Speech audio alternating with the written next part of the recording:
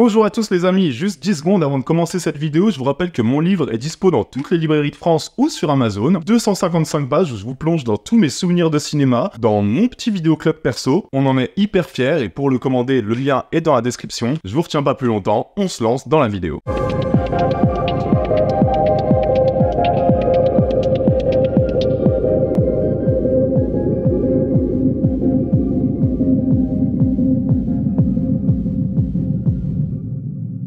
En juillet 1996, Jonathan Nolan, qui est alors en fin d'études, parle à son jeune réalisateur de frères Christopher Nolan d'une histoire qu'il a en tête, un thriller où le personnage principal, qui est amnésique, se lance à la poursuite du meurtrier de sa femme. Et Christopher, il aime beaucoup l'idée, alors chacun de leur côté, ils vont développer cette idée-là, ce concept, puis ensuite ils vont mettre en commun ce qu'ils en ont écrit, et la version de Jonathan Nolan qui va s'appeler Memento Mori va servir de base au film qu'on connaît, mais c'est vraiment la version de Christopher qui va apporter l'idée, qui va tout changer. Éclater la narration, raconter le film en brouillant les pistes chronologiques et en se basant sur un montage alterné entre scènes en noir et blanc et en couleur. C'est cette idée-là qui va être retenue, et du coup, si la version de Jonathan Nolan sera éditée en nouvelle, mais voilà, c'est bien l'idée de Chris qui va convaincre les producteurs de greenlighter le projet Memento et lui donner un budget de 9 millions de dollars. It's completely fucked because nobody believes you. Oh, it's amazing what a little brain damage will do for your credibility. On envisage quand même un sacré casting, hein, les gars, je veux dire, je vous parle quand même de Brad Pitt dans le rôle principal, par exemple, mais bon, ça va pas fonctionner pour cause d'emploi du temps, mais vraiment, Brad Pitt était chaud. Bon tant pis, on va penser à Aaron Eckhart, on va penser à Alec Baldwin, mais c'est finalement Guy Pearce qui va donner la réplique à Carrie Ann Moss, et après un tournage d'un mois, mais vraiment un mois à peine, ce qui est quand même franchement short pour un long métrage, d'autant plus qu'on rappelle qu'il s'agit quand même du premier véritable long métrage de studio, vraiment ultra produit de Christopher Nolan après le super following qu'il avait tourné quand même avec les moyens du bord. Bref, Memento va être projeté à la Mostra de Venise et fera une sacrée tournée des festivals, une tournée vraiment assez triomphale avant de sortir aux États-Unis en 2001. Et les amis, ça va être vraiment un triomphe. Okay, so what am I doing? Oh, I'm chasing this guy. No. Près de 40 millions de dollars rapportés au box-office. Et une réception critique ultra favorable qui va directement placer les deux frères Nolan comme étant des sacrés espoirs du cinéma américain. Des espoirs qui sont depuis largement confirmés, je veux dire la suite, on la connaît. Memento, c'est plusieurs nominations aux Oscars et aux Golden Globes, c'est plusieurs récompenses grappillées en festival, et voilà, ça va quand même lancer définitivement la carrière du duo, et je veux dire ça encore aujourd'hui, un film qui est quand même assez culte, Et vous voyez, c'est ça pour moi l'intérêt d'être réalisé par un auteur qui déploie dans chaque film, même les films après Memento, les mêmes obsessions et les mêmes thématiques. Beaucoup de gens sont revenus vers Memento après avoir découvert Inception ou Interstellar, après avoir découvert l'obsession de Nolan pour le temps, pour la perte d'identité, pour le double. Ça, ils ont découvert ces obsessions-là dans Inception, Interstellar ou The Dark Knight, et ils ont découvert que Memento traitait exactement des mêmes sujets des années auparavant, en fait, et de façon assez virtuose. Et ça, c'est quand même l'un des gros points forts de la carrière, qui est quand même, on peut pas le nier, qui est quand même très très cohérente, de Christopher Nolan. I have to believe that when my eyes are closed, the world's still there. Do I believe the world's still there? Memento, c'est un film malin, c'est un film qui est parfaitement maîtrisé dans son écriture, malgré une mise en scène qui est, pas renversante, mais qui vraiment est tout entière au service du scénario et du récit. C'est un film qui a totalement sa place dans la film Nolan, mais c'est un film qui est aussi pas si unique que ça, parce que ce soit avant ou après Memento, il y a d'autres films qui distillent la même ambiance, qui utilisent le même procédé, avec une efficacité au moins aussi puissante que celle de Nolan, des films qui sont moins connus que Memento, mais des films qui méritent pourtant tout autant d'être découverts ou redécouverts, ces films comme Memento en mieux.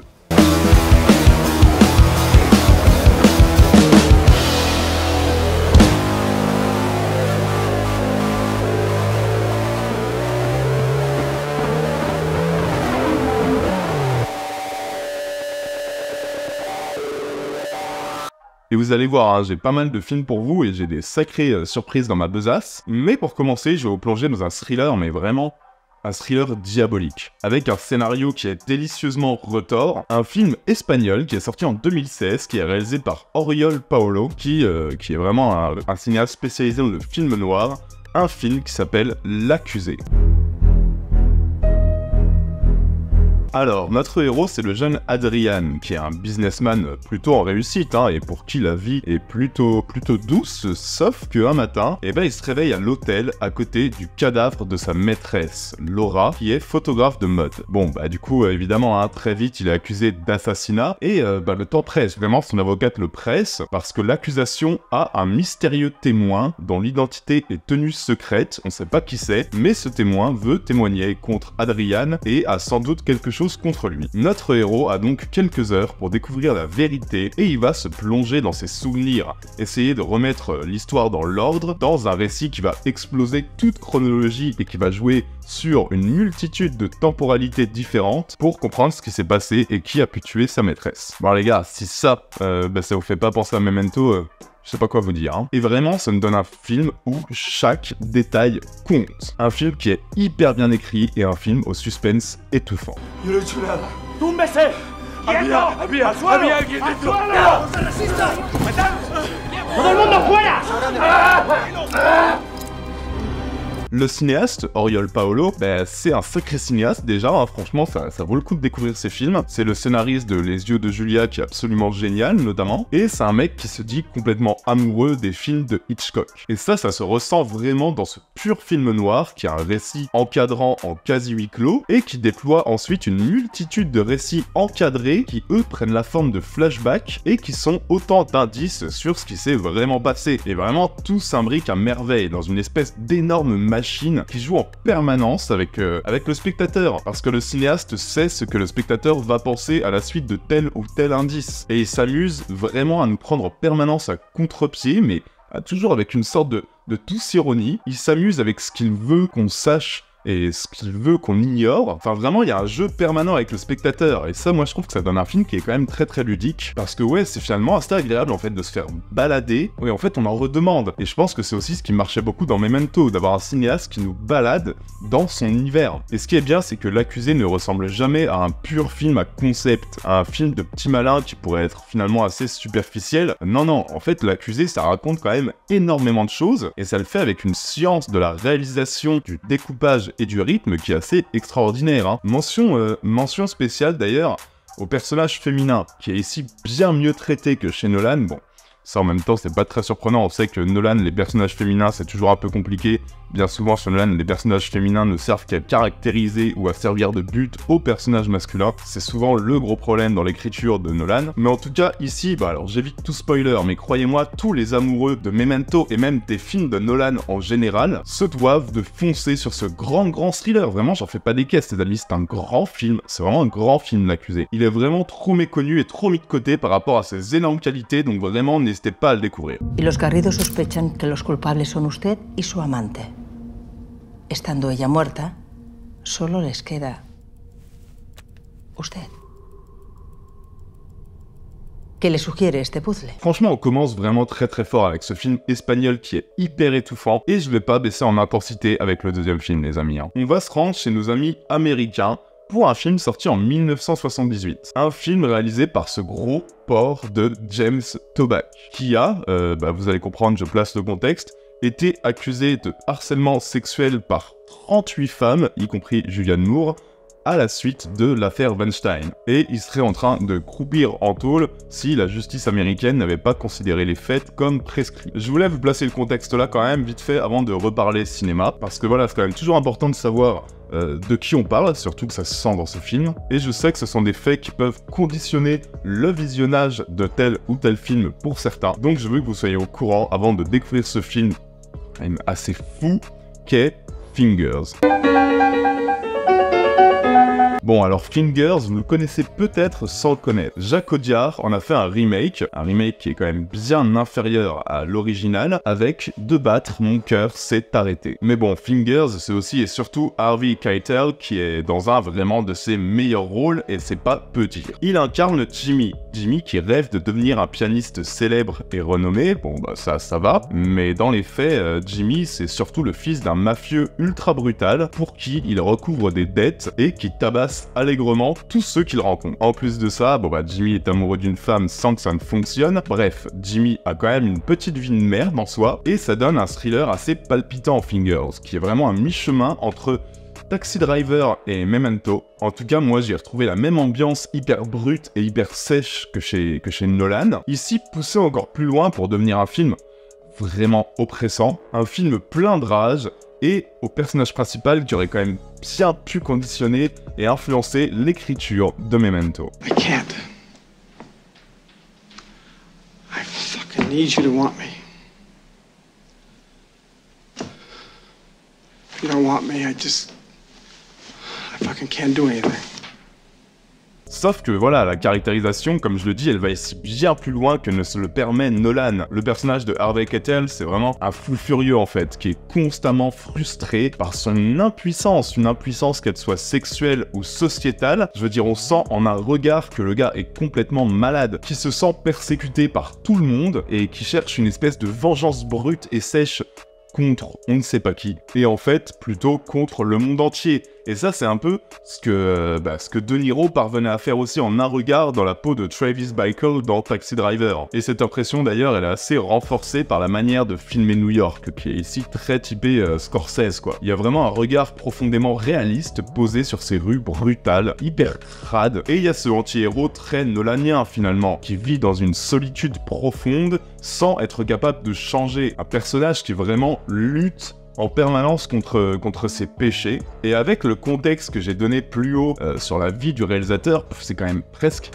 Enfin, c'est assez terrifiant en fait, parce qu'on pourrait presque penser qu'il s'identifie à ce personnage principal complètement pathétique, complètement crade en fait, qui est incapable de séduire une femme sans rentrer dans un jeu de domination ultra pervers, ultra toxique, une sorte d'impuissance sentimentale compensant par une violence extrême, enfin vraiment... Le contexte, je l'ai pas donné pour rien. Quand on regarde le film, ça accentue encore largement le côté crade et dérangeant du film en fait. Mais paradoxalement, bah c'est ce qui fait qu'il marche mieux. C'est assez horrible dit comme ça, mais c'est le cas. Vraiment, je trouve le film bien plus extrême, bien plus animal, bien plus explicite dans son traitement que le remake français. Et si vous le sentez de le regarder malgré le contexte que j'ai cité, c'est quand même vraiment un sacré visionnage. Mais juste, faut le savoir, il faut être prêt quoi. You don't like what I did to your father, huh? You don't like it? Well, I don't like what you did to my father. Bon, et je vous ai pas menti, j'ai encore 2 films en stock pour vous. 2 films qui sont quand même assez radicalement différents l'un de l'autre par contre. Hein. Et on commence par un film que, mon dieu, mais les gars, je connaissais absolument pas. J'ai découvert l'existence de ce film pour cette chronique. Et j'ai découvert l'existence de ce film avec un grand sourire. Les gars, je dois vous parler de Gagini. Gagini, c'est un film qui nous raconte comment un homme, dont la femme a été assassinée et qui est atteint d'amnésie au point où il ne se rappelle que des 15 dernières minutes de sa vie, se lance à la recherche du tueur en utilisant des notes, des photos et des tatouages réalisés sur son propre corps. Oui, les amis, c'est bien ce que vous croyez, c'est un remake bollywoodien de Memento. Et c'est juste incroyable les gars, vraiment c'est incroyable, parce que niveau ambiance, putain mais je veux dire, tu passes de scènes ultra noires, ultra glauques, qui sont complètement reprises de Memento, puis d'un coup, ça.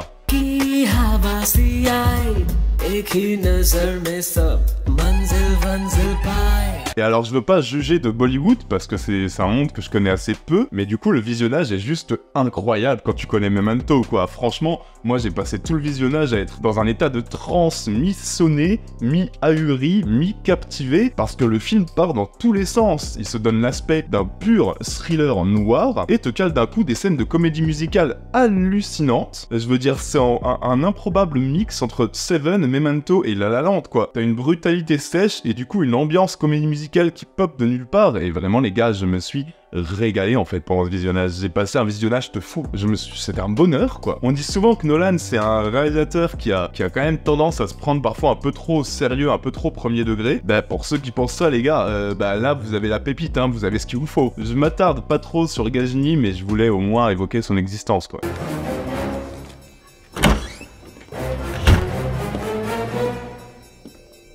Et pour finir, bon bah je le cale assez vite parce que meilleur que Memento, les gars, bon, je veux pas abuser, mais par contre, bon petit film de dimanche soir assez surprenant, ouais, clairement. Je voulais vous parler de Lost Identity, qui est sorti en 2011 avec Adrien Brody, et du coup, bah notre bon con, il se réveille dans une voiture accidentée au pied d'une falaise avec une jambe cassée, et il n'a littéralement aucun souvenir. Il sait pas ce qui s'est passé. À côté de lui, un cadavre, un pistolet, des sacs remplis d'argent. Il est vraiment piégé à l'intérieur de la voiture et on va découvrir peu à peu qui il est, ce qu'il s'est passé au fur et à mesure que la mémoire lui revient. Le concept, je trouve vraiment pas mal. Vraiment, il est au moins intriguant et ça aurait pu être prétexte à un film vraiment puissant, une sorte de film de survie en huis clos comme les années 2010 les aimaient bien, hein. Je pense à Buried, je pense à 127 heures, mais finalement le film va prendre un tournant assez étonnant. Il va mettre en avant les questions existentielles de son héros en faisant le choix d'avoir finalement assez peu de péripéties. Ce qui est plutôt dommage, je trouve, tant le concept se prêtait à quelque chose de drôle, de fun, d'au moins extrêmement divertissant, et est un peu moins cliché que ce qu'on a eu. Mais Adrien Brody est très bon dedans, ça dure 1h30, c'est intriguant, bah ça reste un film que je voulais évoquer dans cette vidéo.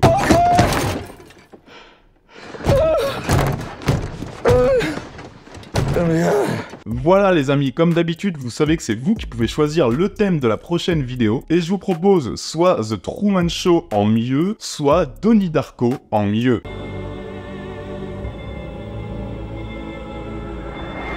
Dites-moi celui que vous préférez dans les commentaires. On n'oublie pas que mon livre est toujours dispo dans toutes les librairies de France et sur Amazon, on en est vraiment hyper fiers. On a aussi un petit Tipeee qui permet de soutenir la chaîne et c'est vraiment le meilleur moyen de soutenir Intercut. Après, un abonnement, ça fait toujours plaisir, n'oubliez pas de vous abonner et de mettre la cloche. On sort 2 vidéos par semaine, donc c'est le meilleur moyen de ne rien rater. Nous, les amis, on se retrouve très bientôt. Ciao à tous, bisous!